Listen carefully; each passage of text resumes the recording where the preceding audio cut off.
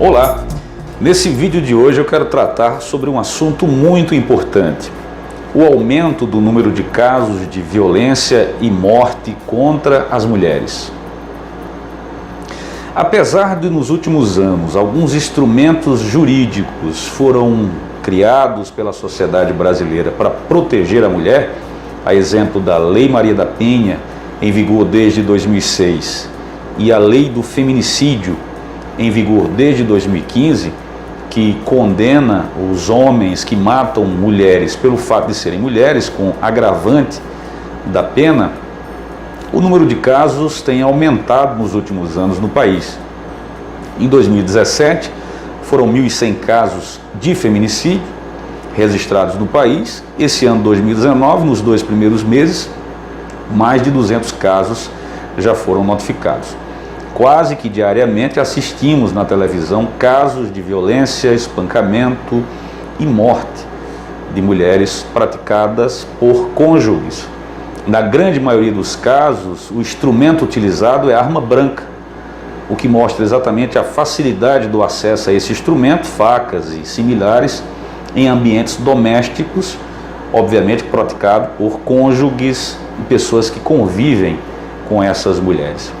O número de assassinatos de homem, por exemplo, em 70% dos casos se dá por arma de fogo, e mulher por arma branca, exatamente porque é praticado por pessoas do convívio dessas mulheres. Maridos, ex-maridos, esposa, noivos, namorados, companheiros, atuais ou recém-separados.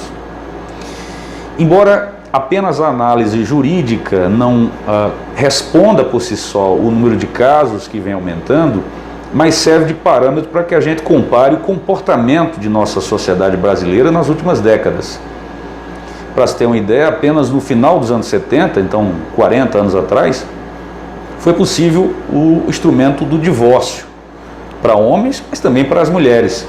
Até então, as mulheres não podiam se separar, se divorciar dos seus maridos. Eles podiam até não conviver mais, mas não podia se divorciar e casar com outro homem.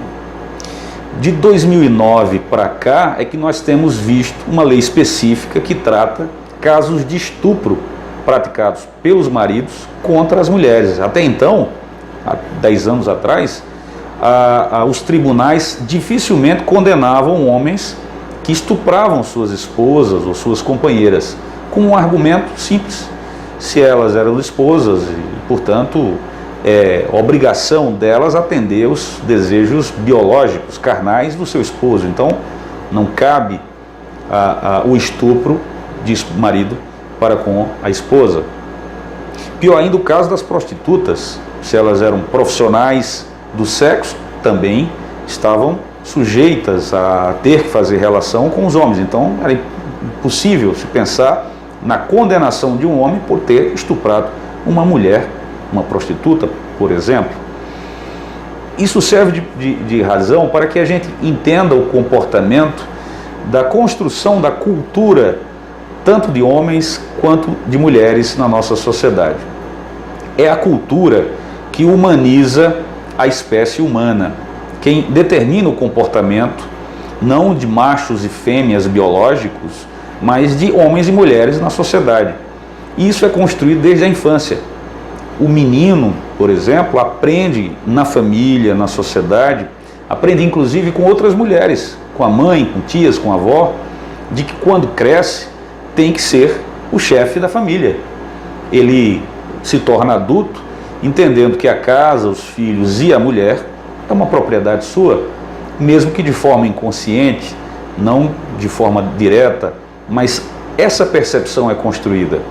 Apesar da lei hoje já permitir que homens adotem o sobrenome das mulheres, por exemplo, na grande maioria dos casos é a mulher que adota o sobrenome do homem, da família. Ela passa a pertencer à família dele, ou seja, passa a pertencer a ele.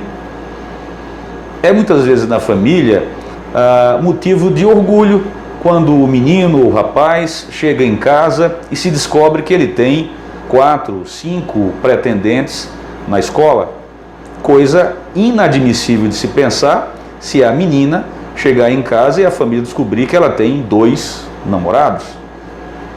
Portanto, essa cultura de homens e mulheres de forma distinta, o homem reforçar sua condição de masculinidade a partir dessa imposição do comportamento dele perante as mulheres, responde em parte esse comportamento de não tolerância à rejeição por parte dos homens quando se separa das mulheres. Não aceita ver a mulher com outro homem, não aceita ver o fim do relacionamento e aí deságua nesse comportamento agressivo que leva inclusive à violência e inclusive ao feminicídio. Portanto, é preciso reconstruir a cultura de criação de homens e mulheres, entendendo que são diferentes sim em muitas coisas, mas muito mais semelhantes como seres humanos e parceiros de uma longa caminhada. Até o próximo vídeo.